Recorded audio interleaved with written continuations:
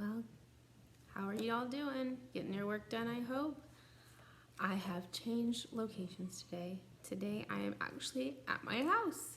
So we're gonna do school from my house today. So go ahead, we're gonna start reading. Get out your Lemonade War. We are gonna finish the book today. Can you believe it? Hopefully you didn't go ahead. But if you did, I understand. All right, so if you remember yesterday, they were going to determine if it was a tie. So let's find out what they think. No, said Jesse.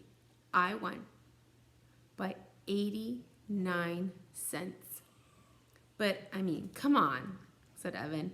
After all that, it was practically a tie. No, said Jesse. It was close, but I really won. Wow, we pretty much tied, said Evan. Jessie decided to let it go. For the first time in 4 days, she didn't care about who had more and who had less. Besides, she was waiting to see how long it took before Evan figured it out. Not long. Holy crud, he said suddenly. I lost Megan's money too. $104 of her money.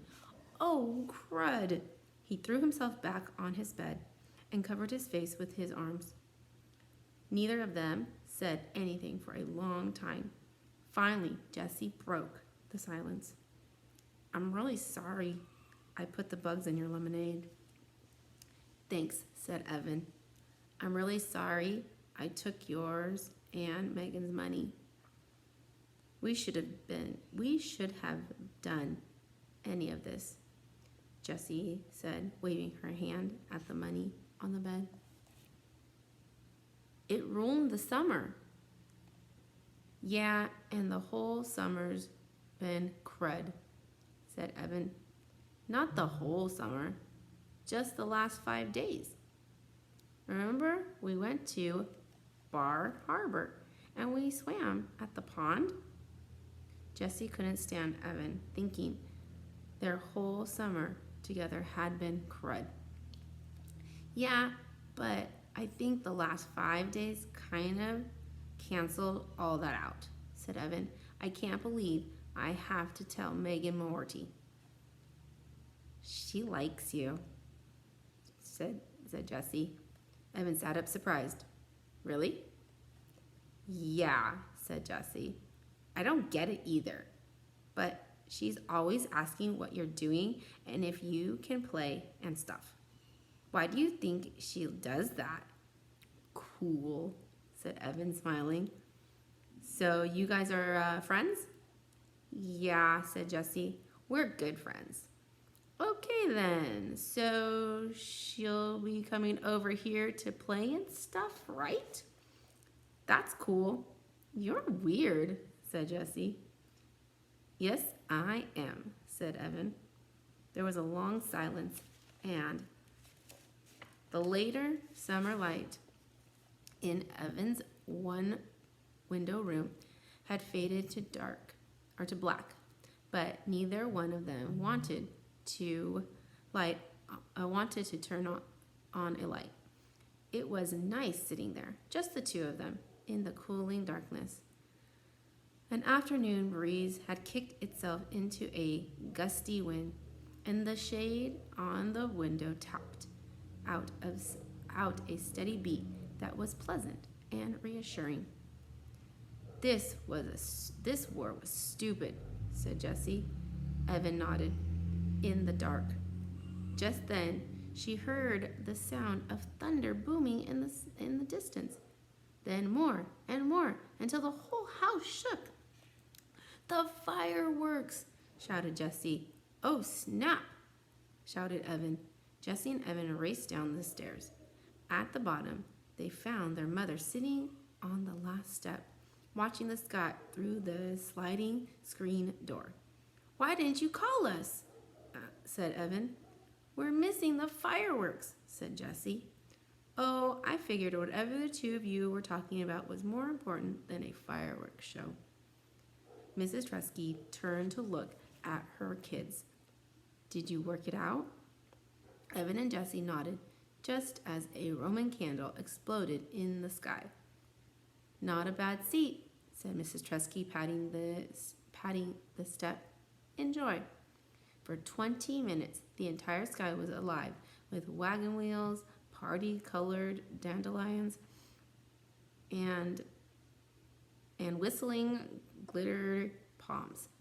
Evan, Jessie, and Mrs. Tresky sat watching, silent, but the occasional ooh and ah that seemed to escape from their lips, like hissing air from an overblown tire. Then the last of the fireworks bloomed and then faded. Evan, Jessie, and Mrs. Tresky sat in a darkness waiting. No one said anything for several minutes. And then Jessie whispered, "It's over." Yes, it was over. "Wait," said Evan. "What was that?" "What?" asked Jessie, straining her ears. "Listen." In the distance, a boom and a rattle.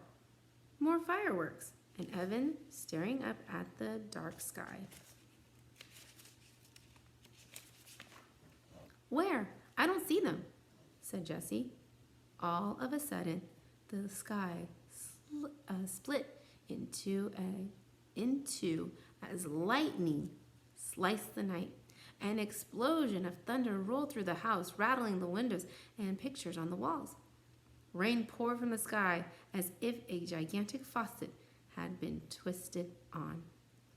"Whoa!" shouted Mrs. Tresky, leaping up from the step. "Battle stations!"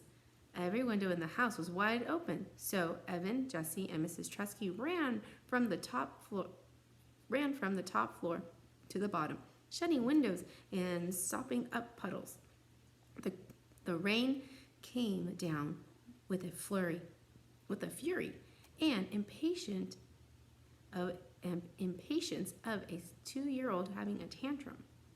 As he closed the window in his room, Evan could hear the gurgle of the gutters choking on the downpour. "One thing ends, another begins," said Mrs. Tresky, meeting Jessie and Evan on the stairs. She raised her index finger like a wise philosopher. "Fireworks. Rainstorm." Jessie raised her index finger. "Summer. School." Evan raised his index finger. "War. Peace." Then they laughed because it was silly. The three of them acted like wise philosophers standing on the stairs. That night before she closed her door, Jessie shouted to Evan, who was already in bed, "Hey, I've got an idea about getting Megan's money back." That's it. That's the end. I don't know about you, but that's not the ending I expected. I'm actually a little upset that it's over. Really? I'm lost for words. Are you lost for words? Well, I can't believe it. That's the end of our book. We did it. We read The Lemonade War. And I have to say, it was a very exciting book. So, watch for blooms, because I'm going to ask a couple of questions about what you thought about the ending of this story.